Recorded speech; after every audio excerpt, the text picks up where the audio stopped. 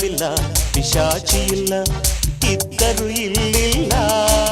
ಸ್ನೇಹಿತರೆ, ನಮ್ಮ ಬೆಂಗಳೂರಿನಲ್ಲಿ ಒಂದು ಭವ್ಯವಾದ ಆಡಿಟೋರಿಯಂ ಆರಂಭವಾಯಿತು. ಆದರೆ ಉದ್ಘಾಟನೆಯಾದ ಕೆಲವೇ ದಿನಗಳಲ್ಲಿ ಅದು ಹಠಾತ್ ಜೀವವಿಲ್ಲದಂತಾಗಿಬಿಟ್ಟಿತು. ಸ್ಥಳೀಯರಲ್ಲಿ ಇದರ ಬಗ್ಗೆ ಹಲವಾರು ಕಥೆಗಳು ಹರಡಿತ್ತು.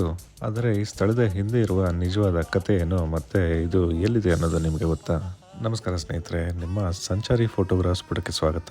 ನಾನು ನಿಮ್ಮ ತ್ರಿವಿಕ್ರಮ. ನನ್ನ ಪುಟವನ್ನು ಫಾಲೋ ಮಾಡುವವರು ITI ವಿದ್ಯಾಮಂದಿರ ಶಾಲೆಯ ಹಿಂಭಾಗದಲ್ಲಿರುವ ಆಡಿಟೋರಿಯಂ ಸಂಚಿಕೆ ನೋಡಿರ್ತೀರ. ಅದರ ಪರಿಚಯವು ನಿಮಗಿರುತ್ತೆ. ಆದರೆ ಅದನ್ನು ಹೊರತುಪಡಿಸಿ ITI ಒಳಗೆ ಇನ್ನೊಂದು ಆಡಿಟೋರಿಯಂ ಇದೆ ಅನ್ನೋದು ನಿಮಗೆ ತಿಳಿದಿದೆಯಾ? ಇದು ನಮ್ಮ ITI ಟೌನ್ಶಿಪ್ನ B ಏರಿಯಾದೊಳಗೆ ಇರುವ, ಒಮ್ಮೆ army institute of fashion and design ಇದ್ದ ಜಾಗದ ಎದುರಿನಲ್ಲೇ ಇರುವ ಒಂದು ಕಟ್ಟಡ. ಬಹುಶಃ 1985ರ ಸಮಯದಲ್ಲಿರಬೇಕು. ಈ ನಮ್ಮ ITI ಟೌನ್ಶಿಪ್ನಲ್ಲಿ ಒಂದು ಭವ್ಯವಾದ ಎರಡನೆಯ ಆಡಿಟೋರಿಯಂ ನಿರ್ಮಾಣವಾಯಿತು.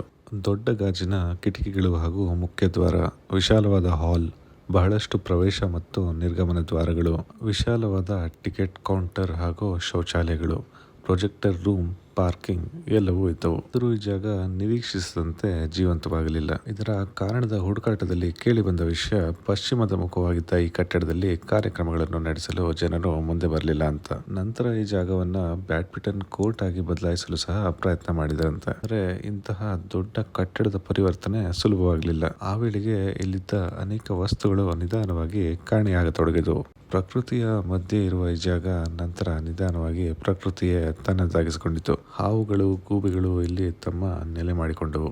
ಜನರಿಂದ ತುಂಬಬೇಕಾಗಿದ್ದ ಈ ಜಾಗ ಇಂದು ಮೌನದ ನೆರಳಿನಲ್ಲಿ ನಿಂತಿದೆ. ಈ ಜಾಗದ ಕಥೆಯ ಬಗ್ಗೆ ನನಗೆ ತಿಳಿದು ಬಂದಿದ್ದಷ್ಟೇ. ನಿಮಗೇನಾದರೂ ಇನ್ನಷ್ಟು ಮಾಹಿತಿ ತಿಳಿದಿದ್ದಲ್ಲಿ ಕಾಮೆಂಟ್ ವಿಭಾಗದಲ್ಲಿ ಹಂಚಿಕೊಳ್ಳಿ. ಮತ್ತೆ ಸಿಗೋಣ ಇಂತಹ ಇನ್ನಷ್ಟು ಕಥೆಗಳೊಂದಿಗೆ ನನ್ನ ಮುಂದಿನ ಸಂಚಿಕೆಯಲ್ಲಿ.